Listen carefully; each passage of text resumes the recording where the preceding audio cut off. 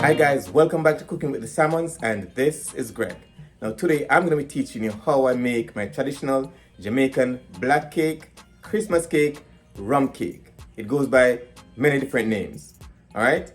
Now before we do that, let's go ahead and subscribe to our channel. Hit that post notification bell as well so you'll be notified each time we post. Alright? And without further delay, let's get started. Okay guys, so these are the ingredients we're going to be using for our black cake, Christmas cake, wedding cake, Jamaican traditional black cake or rum cake. All right. So first we have our 2 sticks of butter. All right. We have 2 cups of sugar, that's dark sugar. We have 2.5 cups of flour. I'm using 8 medium-sized eggs. We're going to be using the zest of a lemon and also half the lemon juice. We have our Rare Nephew white rum. We also have our red label wine, and we also have our browning. We're gonna also be using 4 cups of pureed fruits. All right, and we normally soak the fruits for a couple months to up to a couple of years if you have to. If not, you can always use the process of stewing the fruits, and I have a video that I'm gonna link above to show you exactly how to go about doing that.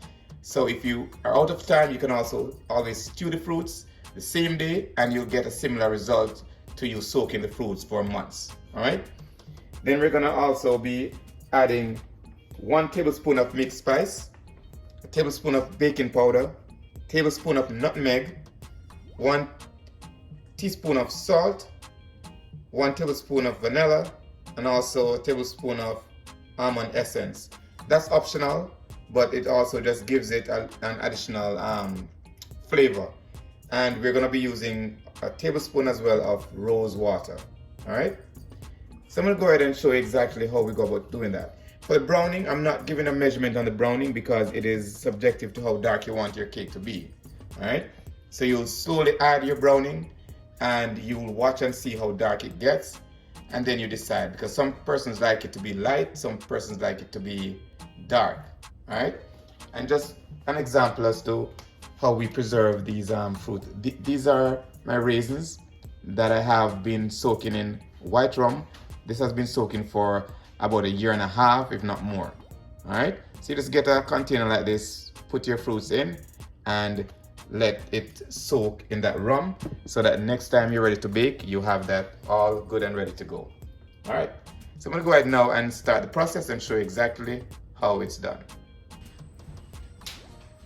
Okay guys, so now we're gonna start with the most tedious part of the process is creaming your butter and your sugar. All right, now what we're gonna do is for the butter container or the paper from the butter, we're gonna retain that because we're gonna use it to butter our baking pan. All right, you can use a cooking spray if you'd like, but you can always just rub this in your baking pan to create a barrier so that your cake does not stick. Most times the cake will not stick in these pans that we have here. You can always add parchment paper too if you choose. You don't have to, but you could. All right. So you can just go ahead and rub the butter in, and this should prevent your cake from sticking. All right. Also, if you have these pans with these little fancy thingies on the side to release the cake, then as soon as you open this, it moves the pan away from the cake and you're fine. All right. Okay guys, so first things first, what I normally like to do is to try to soften the butter a little bit first before adding the sugar. Now, you normally leave the butter out, so that it's room temperature before you start the process. All right, but I'm gonna go ahead and try to soften this a little bit more.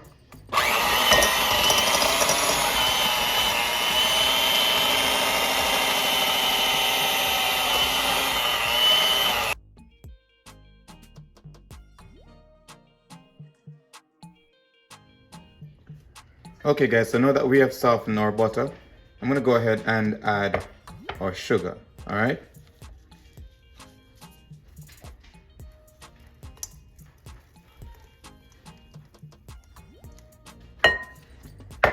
I'll try to mix some in first and then I'll add the rest. Now, this part of the process you need to basically, it's called creaming your butter and sugar. Your aim is to get it to be fluffy, all right?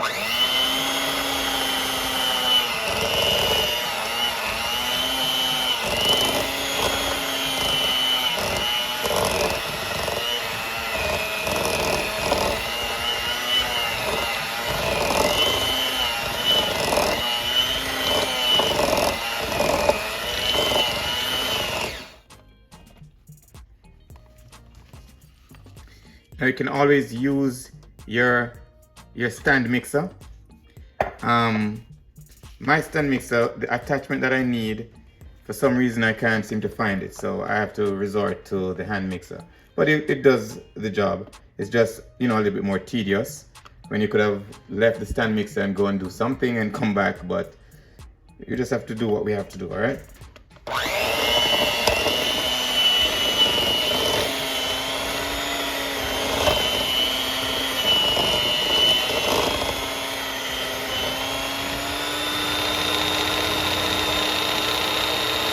Okay guys, so next we're gonna beat our eggs, all right, and then we're gonna add them gradually to our sugar and butter mixture.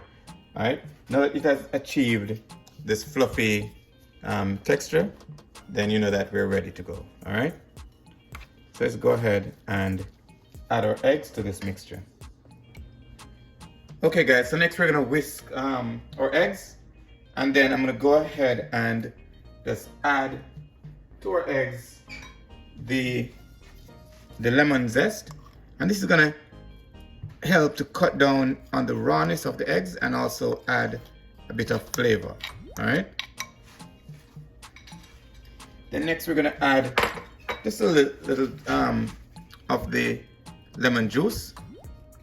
You can go ahead and add about half of a lemon into your egg mixture.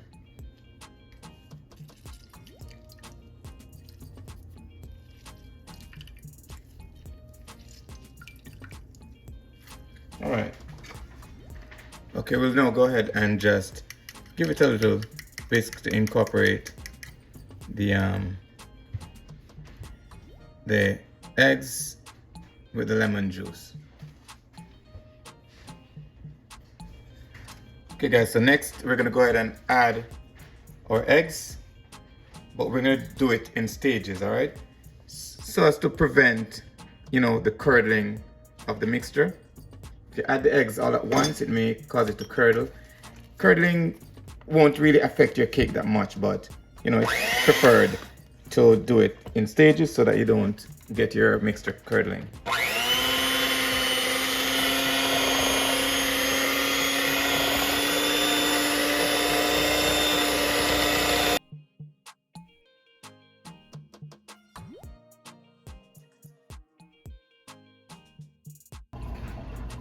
Okay guys, so to our mixture, we're gonna now add our fruits, all right? Now this is blended fruits. The main fruits that we do add in here would be raisins, prunes, and cherries, all right? You could always add some mixed fruits if you'd like, or mixed peel. Some people do add mixed peel. It's optional, but the main fruits would be soaked cherries, prunes, and raisins. All right, so I'm gonna go ahead now and add our mixed fruit to the whole mixture. And everyone makes their cake a bit differently, because based on the amount of fruits that you use, that will determine how dense your cake is gonna be. Some persons like when their cake is kind of cakey, like a cakey texture. Some persons like when their cake is more on a pudding type texture where it's really dense, all right? So the amount of fruit you add is really based on your preference, all right? So I'm gonna go ahead and incorporate these fruits to the mixture. We're gonna just fold it in.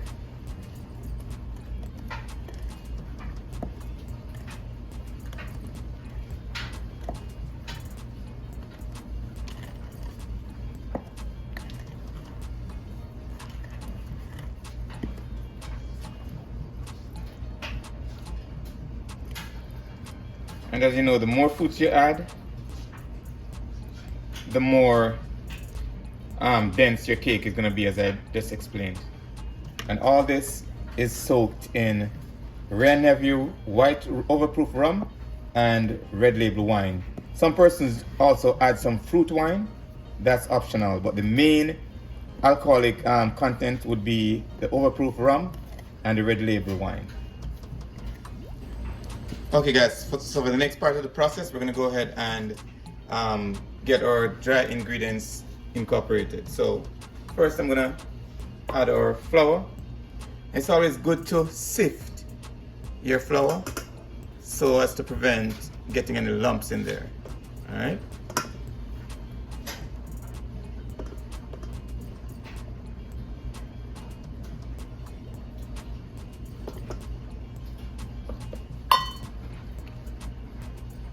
To that I'm going to also add the cinnamon and the ground nutmeg. Also the baking powder.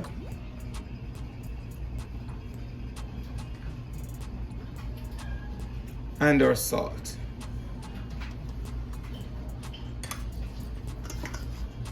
So you can just go ahead and just hit the sides of the strainer like this.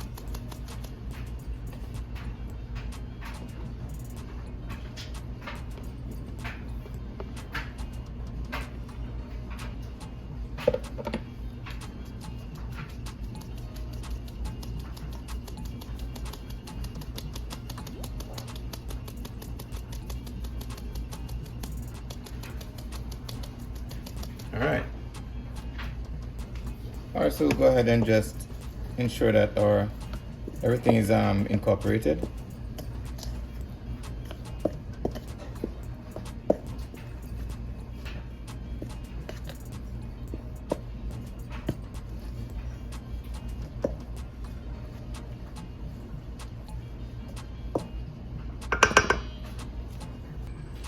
Okay guys, so to our cake mixture now we're gonna add our almond extract, our rose water, and our vanilla, and just mix that in. Alright, and you just got an additional burst of flavor just by adding those, alright?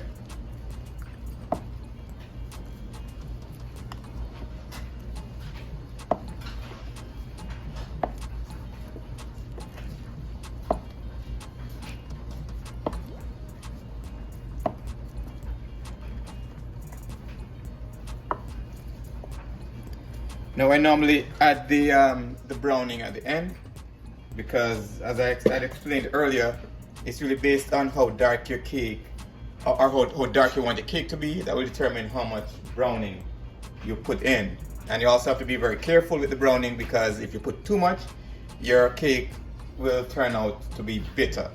Alright? So I'm going to go ahead and show you the rest of the process. Okay guys, so for the next step in the process, we're gonna go ahead now and add our dry ingredients, all right? So that's our flour mixture that we had mixed with the cinnamon, the nutmeg, and the allspice, all right? So we're gonna add it gradually, and we're gonna fold it in so as not to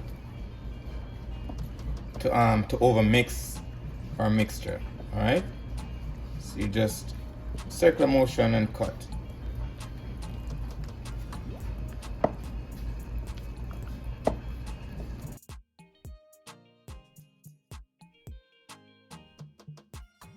Okay guys, so after incorporating your flour mixture, traditionally you test your batter by putting your wooden spoon, and if it stands upright, then we know that our batter is ready for pouring, all right? So this is perfect. Now, this is the time that, you know, I'm gonna be adding my browning because, as I said, it's a personal preference. Some persons like the cake to be really dark, while some persons like it on the lighter side, all right? So I'm gonna add browning a little at a time until I get to the desired shade. And don't be fooled by, it looking too light, because when it is baked, then it's gonna be darker than what it looks like before. All right, so I'm gonna just go ahead and just mix in my browning or caramel, and some persons add molasses. It's really, optional, or it's your preference based on what you want to add to your cake. All right, so I'm gonna go ahead and just keep checking until I get to my desired shade that I would like. And traditionally, that's why it's called black cake, because traditionally it's really on the darker side, like really, really dark. So I'm gonna add some more browning. Just always remember to add it a little at a time, so as not to put too much and get your cake bitter. All right. Okay guys, so now I've reached my desired shade. I'm gonna go ahead and start filling my baking pans. All right. So one more thing I need to advise as well is that I'm gonna add a water bath to the oven. All right. That means I'm gonna add a metal container with some water, and that will prevent the cake from drying out. All right. So it will create like a moisture environment of moisture, so that the cakes keep moist and not dry out when you add your water bath. That's very important when you're baking your fruit cake. All right, so I'm gonna go ahead and add this now to our baking trays, and I'll show you the rest of the process.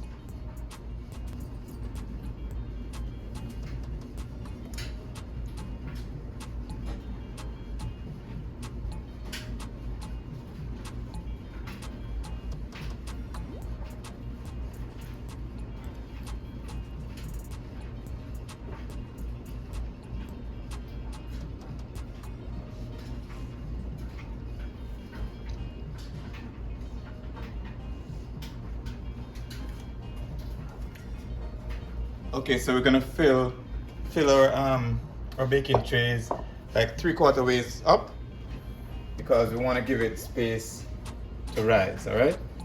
Then we're gonna tap it on the counter, or give it a little spin to settle everything and to release all the air bubbles. All right. All right. So this is perfect, and now we're ready to put this in the oven. Okay guys, so this recipe yielded me 2 9-inch cakes, and as you can see, I've added them to the oven, and I have a water bath that I add below. All right, as I said, this will prevent this will actually help the cake to remain moist while it's being baked. Now you'd like to do this low and slow. So what I did, I am gonna do this at about 250, and it's gonna be about an hour or so, but you can test it after an hour. You can basically use the toothpick method or a knife. You just insert it in the middle of the cake, and if it comes up clean, then you know that the cake is ready. All right, so I'll be back to show you exactly what this looks like. Okay guys, so as soon as you take your cake out of the oven while it is still warm, you want to go ahead and spray. As I was telling you previously, this is a spray bottle with the red label wine and also white rum. All right, so you just go ahead and spray your cake so that the rum is absorbed, or the alcohol is absorbed in the cake. And you can do this every so often, every couple I would say every couple of hours. You could spray it and leave it for a couple of days. Normally we leave it for a couple of days before cutting. All right, so simple as that. Just spray, get it saturated with the alcohol, and then you're ready to eat. Okay guys, so that recipe yielded us 2 9-inch cakes. I'm gonna go ahead and cut the cake to show you exactly what it looks like. All right, so after soaking the cake in the alcohol, after spraying the alcohol on the cake for a day or two, or even more if you have the time, you can just go ahead and let it sit. It's always much more tasty when you let it sit for a couple days. All right, so I'm gonna go ahead and cut it to show you exactly what this looks like.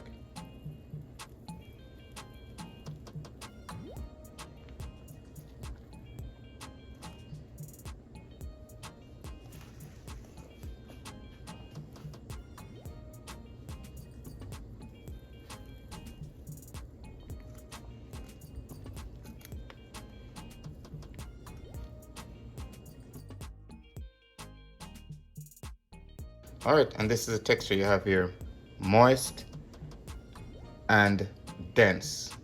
All right, so this is what you're looking for.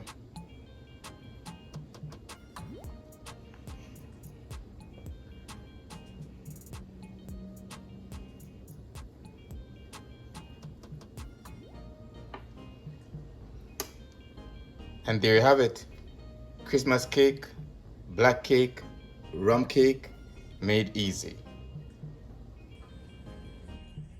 And there you have it: Jamaican rum cake, Christmas cake, and black cake made easy. Now if you learned anything from this video, just go ahead and subscribe to our channel. Hit that post notification bell as well so you'll be notified each time we post.